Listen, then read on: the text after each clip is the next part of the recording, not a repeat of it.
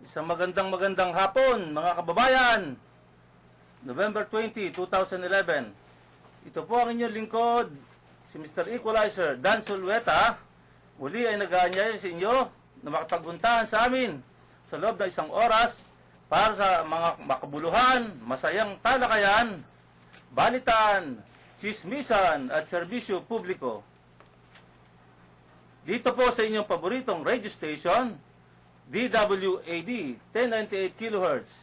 Kami po ay member ng KBP, kapisanan ng mga broadcaster sa Pilipinas.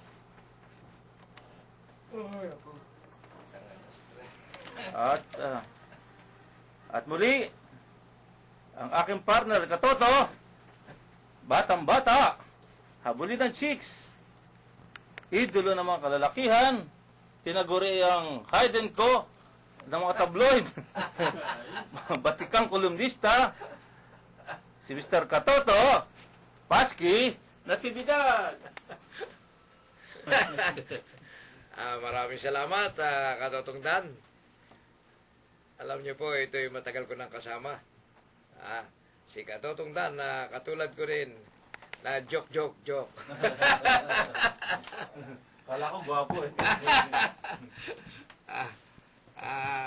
Sabi niya, Pogi, di pareho na kami. Sana'y palagi niyo kami subaybayan sa programang ito. Sa loob ng isang oras mula ika-4 hanggang ika-5 ng hapon tuwing araw ng linggo sa DWAD 1098 kHz. At palaging ituon ang inyong talapihitan ng mga radyo na maaari rin kayong tumawag sa aming numero sa 531-2660, 531-6774 upang makipagtalakayan sa mga maiinit na isyong nagaganap sa paligid ng ating bansa dito sa programang Talakayang Pinoy! Okay. Salamat, Katoto. Kaya mga kababayan, dyan lang po kayo, patuloy lang tumutok dito sa Talakayang Pinoy! Yun. At mapapanood nyo rin po kami sa YouTube. I-type lang po yung Dan Sulweta, Talakayang Pinoy. At i-add nyo kami sa Facebook. At kung meron kayong mahalagang mensahe, pwede kayong mag-text sa 0917-596-3987.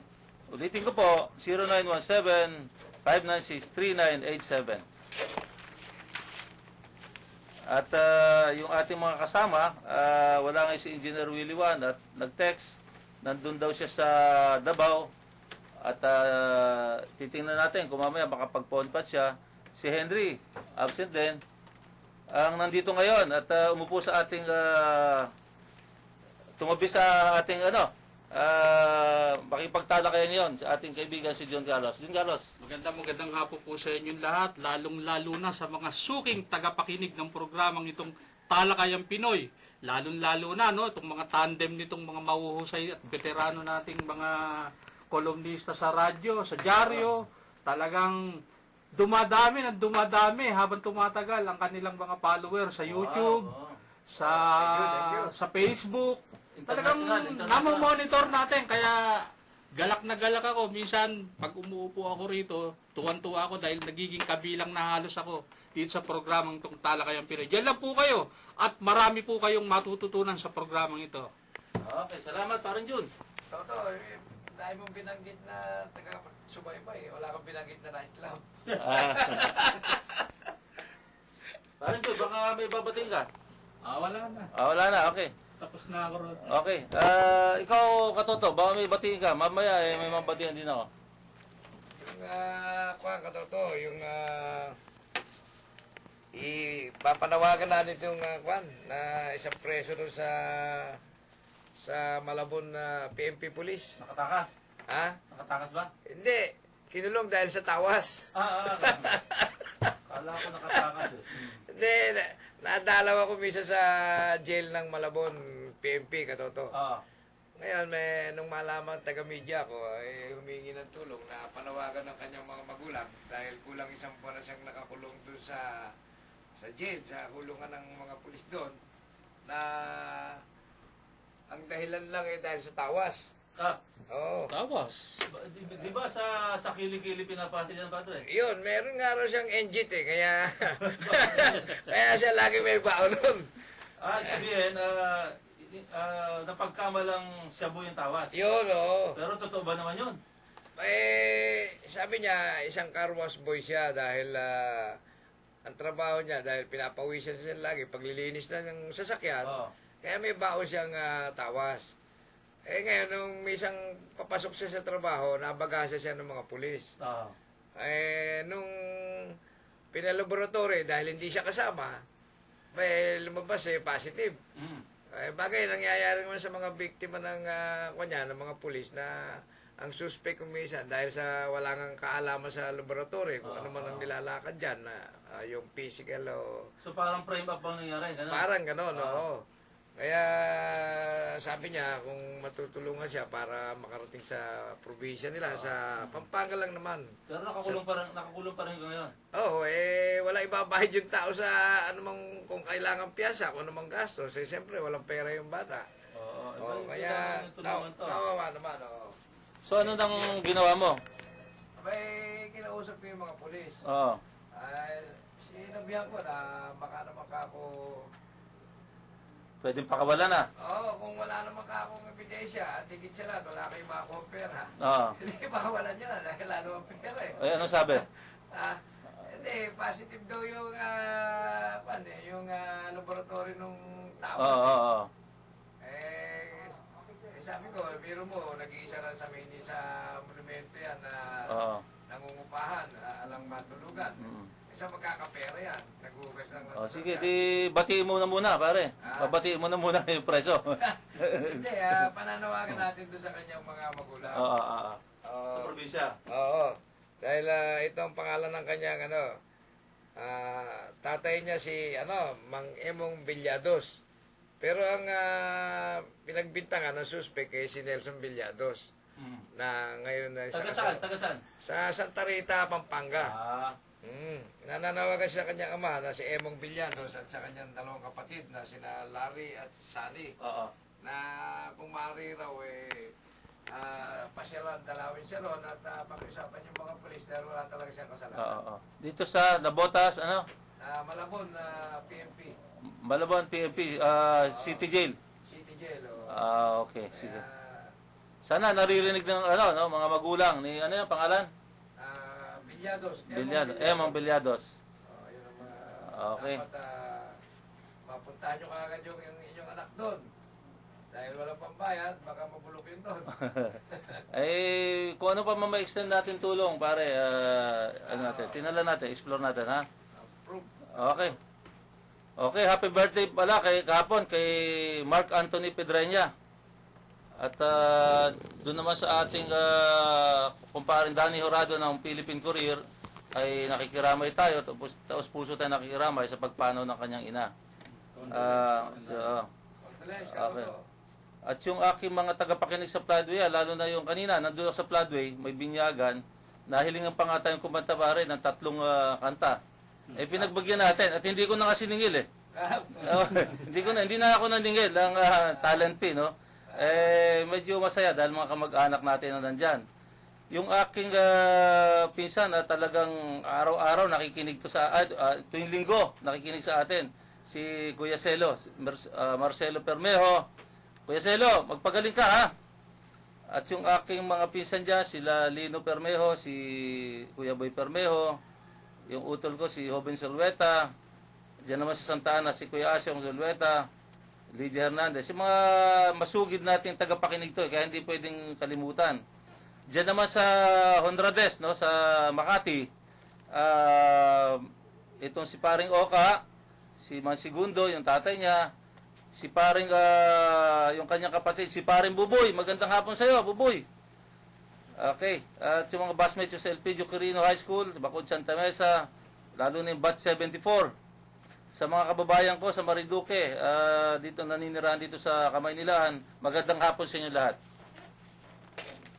Okay. So, 37 days na lang. Pasko na. Hindi po, nag-countdown tayo. Ano na, mahigit nung 100 days. Ang bilis ng araw, no? 37 days na lang pala. Hindi natin nalalaman, nandiyan na yung Pasko. Ako naglalahat talaga sa mga tao pumupunta sa bahay Oo. Pasko. Pupunta ako, pare. Oo. Ha? 40 pesos lang. Wala, kulang pamasaya. Hindi.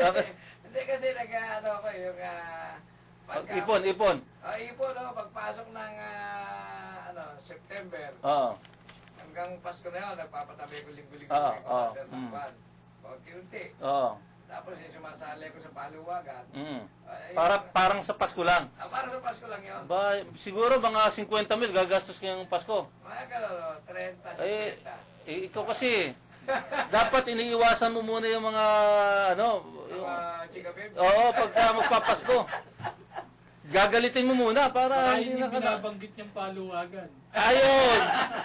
Ay, nako. Alam na natin yan. Pinagdaanan natin yan. Okay. So, importante talaga. Minsan talaga hindi mo iwasan. Wala kang pera. Nagkakapera kapag Pasko eh. Dahil yung mga, kawawa naman yung mga bata, di ba? Umaga pa lang, kumakatok na. Hindi, saka naranasan ko nung maliliit pa yung mga anak ko, katoto. At saka tayo, di ba? Tayo, no? Naranasan natin. Tayo, namapasko tayo, di ba? Ang- Pag nasiro ka, malungkot ka. Napakasaya ng mga bata pagka gano'n. Kaya kahit walang-wala ka, gagawa ka ng paraan talaga pag Pasko. Saka maligaya ka na pagka yung naipon mo na ipamigay mo. Wala. Nagkaang lang kalooban mo, katoto. Hindi mo naisipin eh, di ba? Oo. Kasi bumubuelta rin, bumubuelta. may balik. May hatak pa. Sa kahit anong hirap ng buhay natin ngayon, Oo. yung mga kababayan natin talagang nagagawa talaga nilang maganda. Kahit Ay, na kung ano lang yung mailatag nila doon sa Oo, kanilang talaga. kapagkainan. Kahit sabihin, Basta araw ng Pasko, tsaka bagong taon, talagang ano yan. kahit minsan halata mo racket na talaga sa iba eh. Oo. Ay, pero talagang kultura natin, tradisyon, talagang kailangan nating gampanan yung mga ganyang bagay. So, Hindi, katoto yung Oh. racket. Talagang, halata mo nga eh. Di Oo. unang taon pupunta sa'yo yung kapag-anak mo. oo. Eh di, dalawa lang sila. Oo. Dalawang mag-ina. Yung lalaki, yung tatay, minsan hindi sumasama talaga eh. Next year, isang puno na sa jeep. Totoo yun. Yung amin, nanggagaling pang Bataan. Ay, Isang puno sa jeep. Mula maliit hanggang sa pinakamatanda. hindi ka makatanggi, kaya kailangan. Oo, nakakahiya din naman. Parang bandang huli, ikaw na nahihiya. Hindi mo pagbigyan. May balik naman yun eh. Ay, ang masakit dyan, pag alis ng bahay, may nawawala pang mga cellphone. Yun ang Hindi naman nangyayari yun. yun ang mabigat doon, di ba? Yung sinabi ni Katotong John, may balik. Oo. Ang dami bumabalik eh.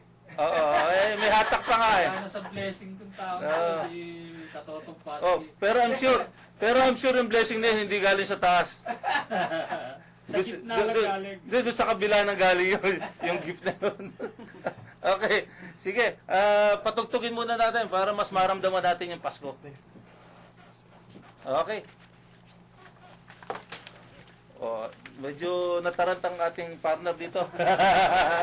Dala siya ng talakayan. Oh, dadala siya ng talakayan natin. Kasi iniisip niya address ko kung saan. Pupunta rin. Okay, eto na. Bandang ulit, pati yung mga kapitbahay na nga, nagpupunta na eh. Kaya, Ayan na. Take it Okay. away. Merry Christmas. pasok baby. Bagong taong sagana